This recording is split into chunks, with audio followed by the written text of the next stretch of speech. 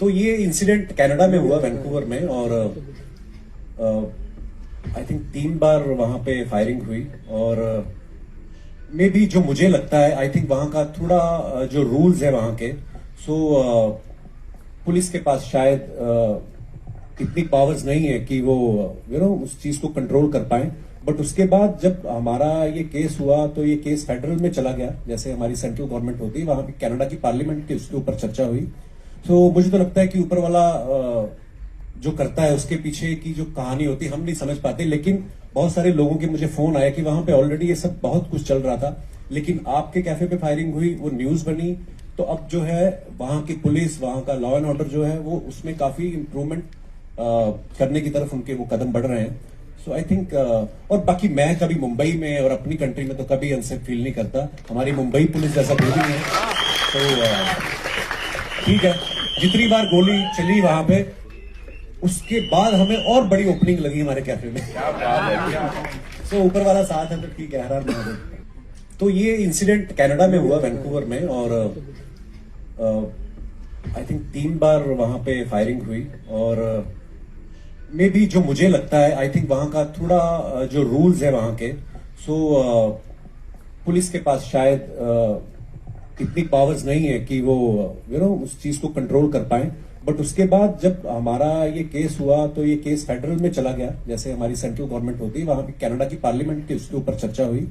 तो मुझे तो लगता है कि ऊपर वाला जो करता है उसके पीछे की जो कहानी होती है हम नहीं समझ पाते। लेकिन बहुत सारे लोगों के मुझे फोन आया कि वहां पे ऑलरेडी ये सब बहुत कुछ चल रहा था, लेकिन आपके कैफे पे फायरिंग हुई, वो न्यूज बनी, तो अब जो है वहां की पुलिस, वहां का लॉ एंड ऑर्डर जो है वो उसमें काफी इंप्रूवमेंट करने की तरफ उनके वो कदम बढ़ रहे हैं।